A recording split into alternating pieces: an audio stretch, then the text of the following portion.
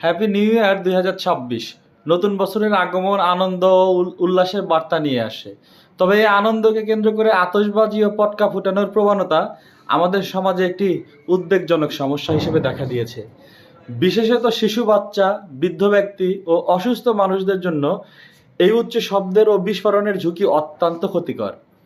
অতিরিক্ত শব্দ শিশুদের মানসিক স্বাস্থ্যে বিরূপ প্রভাব ফেলে। অনেক শিশু আতঙ্কিত হয়ে কেঁদে ফেলে, ঘুমের মধ্যে ঘটে ব্যাঘাত এবং তাদের মনে ভয় তৈরি হয়। একইভাবে নবজাতক ও ছোট বাচ্চাদের জন্য হঠাৎ বিকট শব্দ কান ক্ষতিগ্রস্ত করা বা শ্রবণ শক্তির সমস্যা সৃষ্টি করার সম্ভাবনা থেকে যায়।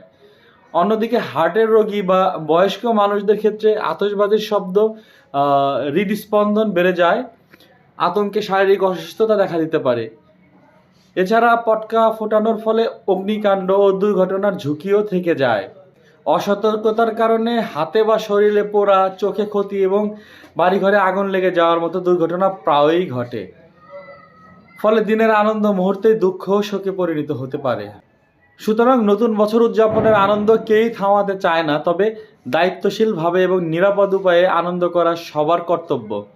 আমাদের উচিত শিশু, বৃদ্ধ ও অসুস্থদের কথা চিন্তা বা বিবেচনা করে এ ধরনের শব্দ দূষণ ও ঝুঁকিপূর্ণ কর্মকাণ্ড থেকে বিরত থাকা। সমাজ সচেতন হন, নতুন বছর হোক সত্যিকারের শান্তি, আনন্দ ও নিরাপত্তার প্রতীক। ভালো থাকবেন সবাই, ধন্যবাদ।